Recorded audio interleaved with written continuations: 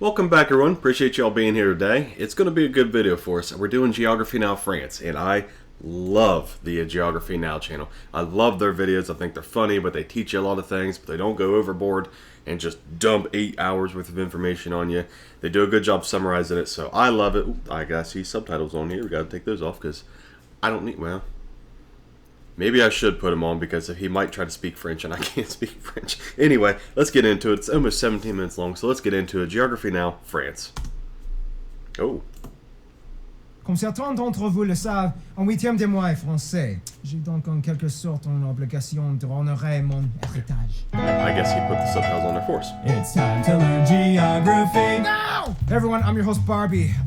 France. Pretty much everybody on the planet has heard of this place. I mean, immediately images of wine, cafes, embellished 18th century Baroque architecture, and people who really hate globalization of the English language. But take a step back even further, and France becomes a place with jaguars, coconuts, volcanoes, penguins, grass skirts, war dances, bamboo flutes, witch doctors, and a multifaceted history that has evolved into a people group into becoming one of the most notable nations on the planet. Alors? I'm sorry. Jaguars and coconuts in France? Okay, I wasn't expecting that. Maybe I could see jaguars. I guess that is a massive land, continent. There's a lot of animals. Where I'm about coconut. Allons-y.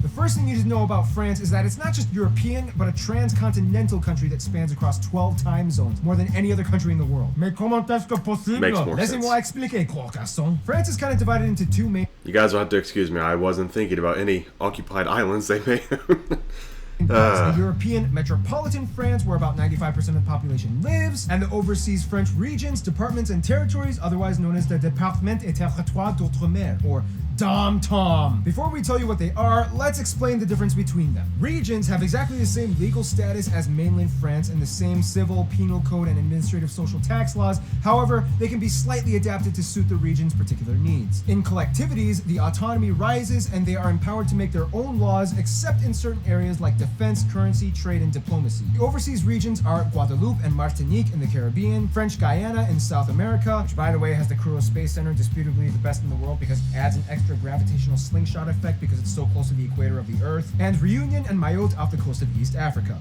The overseas collectivities are French Polynesia, you've probably heard of Tahiti, that's French Polynesia, as well as Wallis and Futuna in the Pacific, Saint Pierre and Miquelon right off the coast of Canada, Saint Barthélemy and Saint Martin, which is the only place in France that has a border with the Netherlands, as the Dutch own the southern part of the island, located all in the Caribbean. The only islands that lie under... Okay, so I'm sure he's going to explain it because you guys know how good I am at stopping it, asking a question, and or saying something, and then 7 seconds later he says it.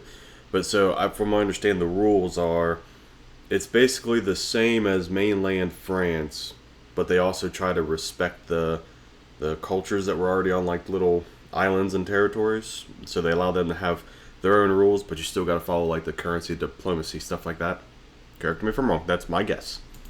The title of overseas territories are the French Southern and Antarctic Islands, or the TAAF. These islands are made up of the Kerguelen Islands, the St. Paul and Amsterdam Islands, you can probably guess who used to own those, the Crozet Islands, and Adelie Land, the claimed slice of Antarctica that is technically not recognized thanks to the Antarctic Treaty. And as of 2007, the scattered islands in the Indian Ocean, remember the Comoros episode, were added to make the 5th district of the territory, even though half of them are disputed with Comoros, Seychelles, and Mauritius. These islands are mostly uninhabited and only house temporary military or scientific personnel. Finally, France administers 2 special territories that don't quite fall into any of the previously mentioned categories. There's the uninhabited Clipperton Island off the coast of Mexico, which has a crazy murder story behind it. And last but not least, there's New Caledonia, which has a special particular status out of the French-administered overseas territories. New Caledonia is the only one that's vying for a kind of somewhat independence, as the political power was passed to the native Kanak peoples. There is a weird dual French, EU, and New Caledonian citizenship thing going on. And in 2018, they will hold a referendum to either remain or leave France. And thanks to all these territories, they together give France the 2nd largest executive economic zone in the world after the US. Whew.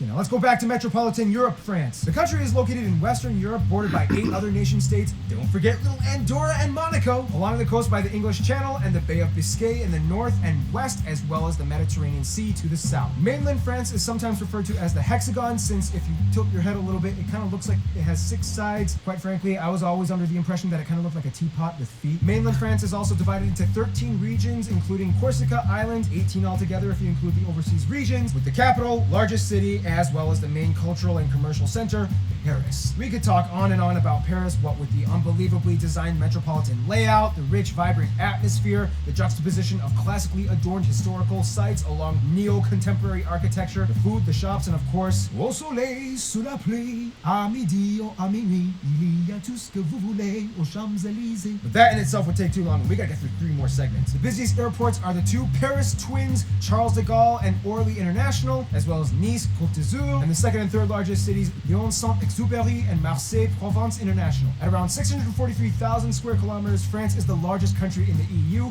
The interesting thing about France is that it's kind of divided into areas that historically had their own distinct cultural identity. Some of the most notable ones being Occitania, Savoy, Brittany, Normandy, Alsace, a section of the Basque Country, Nice, and the island of Corsica, which speaks its own that's such a dialect cool most name. French people can't even understand. These regions contribute their own unique piece of the French pie. Speaking of pie, we all know about French food, which is great because we're going to discuss more about it in...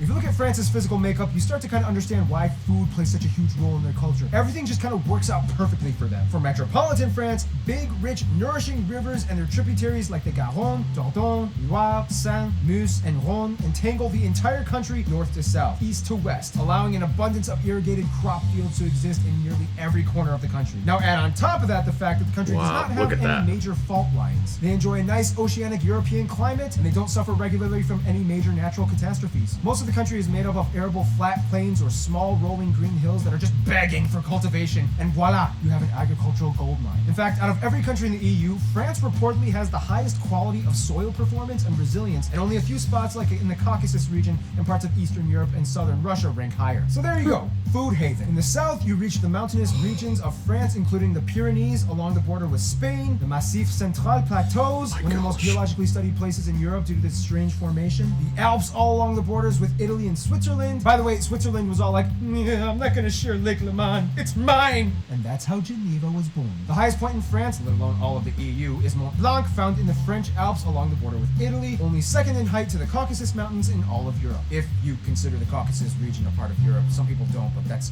another story. France is a cornucopia of produce, dairy, and meat. Every region has their own specialty, but 2 things are everywhere: cheese and wine. The French are the largest consumers of cheese with over 1,200 different varieties found all over the country. The French also have a larger range of unconventionally consumed meat products. Most countries stick with beef, chicken, pork, maybe lamb or goat, and fish. However, the French aren't satisfied with just that. Other animals like pheasant, duck, goose, quail, rabbit, venison, veal, horse, frogs, and snails are consumed regularly. Speaking of which, the national animal is the Gallic rooster, which is why you might typically see a lot of roosters on French-affiliated symbols. In fact, France is one of the most entomophagous, that's insect-eating, countries in Europe, as about 700 million snails are estimated to be consumed every year by the French, especially in Burgundy, the largest snail-producing region in France. Unfortunately, due to the fact that the French... No disrespect, but I'm out on snails. France looks awesome. I'm out on snails. Are the highest consumers of raw or mildly cooked red meats. A huge portion of the population is either exposed or chronically infected by the Toxoplasma gondii parasite that disputably over half the population is suspected to have. This little guy eventually finds its way into your brain, changes people's behaviors into being either more caring or aggressive and suspicious. Look it up, I'm not even joking. The Alps are famous for their charcuterie and fondue, Brittany for its crepes, Cantal for its chestnuts, Dijon for its mustard, l'Aveyron for aligot, Reims for its champagne, and then we get to Bordeaux. Now, first of all, every region of France likes to claim that they have the best wine. However, it's widely known that Bordeaux is disputably the home of the largest wine vineyards in the world, pumping out over 500 million liters of wine a year. The French take their produce maintenance very seriously and became the first country in the world to ban supermarkets from throwing away or destroying unsold food since February of 2016. All businesses must donate wastage to either charities or food banks. To combat crop wastage on farms, France has even opened up ugly fruit or vegetable shops in which you can buy disfigured produce for 30% off. Other than foodstuffs though, that might be one of the best things I've seen in any of these videos we've done. I love that. I absolutely love that. Yeah, I mean, because we have, here in the States, if you look at some of our major cities, lots of homeless, lots of people hungry, lots of families just suffering because of inflation and the way the world is. And, growing up on a farm, you worked hard for the food we had. I mean, yeah, we had, we had money. We obviously all had jobs. And, well, I didn't, I was a kid. But we had jobs, family did. And we could go buy chicken and stuff like that. But, we worked hard for our food because we grew our own veggies. And, we had cows on the farm and stuff for beef and stuff like that. So I love that right there. That is one of the best things I've seen doing any of these videos. Exports are aircraft, chemicals, machinery, iron, and steel, electronics, motor vehicles, and pharmaceuticals. Of course, the overseas territories and regions also have climates and topographies that are completely different. The Caribbean islands and Guyana enjoy a warm Caribbean tropical climate, Guyana being part of the Amazon, having one of the highest forest cover densities in the world at over 95%, with over 1,100 species of birds and reptiles and mammals found in it. Reunion and Mayotte off the coast of Africa have deep jungle ravines and a common volcanic activity going on. The scattered islands are mostly uninhabited sandbanks and lagoons with nothing more than just a few trees and shrubs. The southern Antarctic islands are rocky and desolate with few grasses and vegetation. Kerguelen has these cabbage-looking things going on, and these islands typically freeze over in the winter with penguins stampeding off the coasts. New Caledonia and French Polynesia are tropical Pacific islands that enjoy an abundance of rich, unspoiled, thick jungle brush and colorful flowers. And absolutely of course, the beautiful. is like all ice and Antarctica. All right, we've discussed borders, boundaries, mountains, food, volcanoes. Now let's talk about who's running the entire show. France is a country of people that are very, very intent on making sure that you know they are French. First of all, the country has about 67 million people and is the second largest in Europe after Germany, making 13% of the EU alone. About 85% of the population is white, 10% are North African, mostly from the Maghreb regions, a little over 3% are black, and a little less than 2% are Asian. The currency is the euro, they use the type CEF outlets, and they drive on the right side of the road, which makes things interesting when their neighbors from the UK come across the channel. Now let's talk about the white people. Most white French people have some or partial Celtic or Gaulish origins, as historically the Gauls inhabited most of the centralized regions of modern-day France. That means genetically, the French and British have a lot more in common than they think. Of course, an admixture of Latin and Germanic roots also applies, as all three people groups have their stake of claim in France as well. The name France even came from the Germanic Frank tribe. French is of course the official language, however, regional dialects do exist, but for the most part, they do pretty well at making sure everyone speaks it. Granted, the linguistic zones that we mentioned before each have their own flag, still cling on to their mother tongue, and sometimes you can even find street signs written in these languages. For example, Breton, a Celtic-based language related to Welsh and Irish found in Brittany, Basque in the Basque Country, Occitan in Occitania. Corsicans have like this strange half French, half Italian hybrid thing going on. Keep in mind though, most of the languages spoken in the linguistic zones are kind of dying out, and only the older generation really retains daily conversation in those languages. Outside of metropolitan France, the overseas departments and territories each speak French, but in addition typically have their own creoles or dialects. For example, in the Caribbean, Martinique and Guadeloupe might say "Ça a marché, tout bon man, ti mal man." In Reunion or Mayotte, they might say "Quoi fait, comment il est, à où." France is the most visited country in the world, as more people than the entire population of France visit France annually at about 80 million. Culture-wise, there is too much to discuss. I mean, we are talking millennia of tribes, wars, empires, heroes, villains, artists, poets, architects, kings, queens, guillotines, revolutions, inventions, music, dance, clothing, fashion, cinema, cuisine, discoveries, victories, losses, folklore, science, literature, medicine, and baguettes. To cover it all, we would need a whole separate YouTube channel. But for what it's worth, since the Middle Ages, France has been able to show time after time again that it has been a global force to be reckoned with. I mean, the French at one point in time had the second largest empire in the world, spanning across virtually every region on every continent. One thing you have to understand is that in a fast-growing Anglophone-driven global economy, France is very, very firmly intent on preserving the French language and culture. The governmentally sanctioned Académie Française has aimed at doing this since 1634. They do things like, somewhat unsuccessfully, banning foreign words such as blog, hashtag, parking, email, and weekend. In addition, the French media's top regulators, the CSA and CNC, have strictly enforced policies that require all music on private radio to be at least of 40% French origin and 70% in the French language between the hours of 8 a.m. to 8 p.m., and half the music quota must be less than 6 months old. Everything must be French. France is of course home to a plethora of notable figures in every field of academia and athleticism. I mean, they have almost 70 Nobel Peace Prize winners, including famous chemist Pierre and Marie Curie. Few people know that they had a daughter who also became a notable scientist. Other scientists, writers, and philosophers like Descartes, Pascal, Baudelaire, Flaubert, Pasteur, Châtelet, Bouton, who by the way invented the metric system. Musicians like Rameau, Lully, Debussy, Jacques Brel, Edith Piaf. Of course, we can't forget the fashion icons Louis Vuitton, Coco Chanel, and Christian Dior. I mean, it's no secret, France is often touted as the fashion capital of the world. Yeah, I've Artists heard like that. Monet, Cézanne, Renoir, Degas, Manet, and Gauguin. And of course, what's an episode about France without mentioning anything about Kings Louis XIV and XVI, Joan of Arc, and Napoleon? In a simple way of putting it, French culture is very vibrant and proud. The French love where they've come from and how they go about doing things. The Catholic Church once played a major role, and to this day, even I don't hate that. I love that. Be proud of where you're from and you know, wear it like armor. I love that.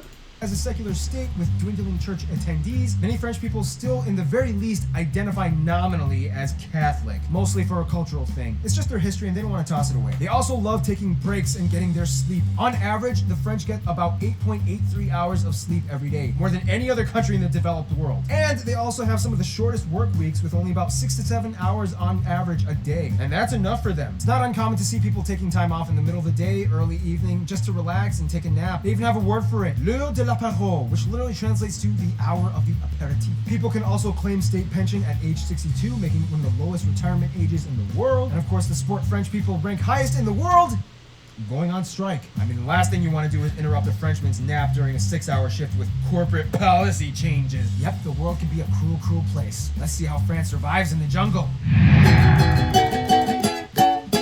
When it comes to France, they don't discriminate.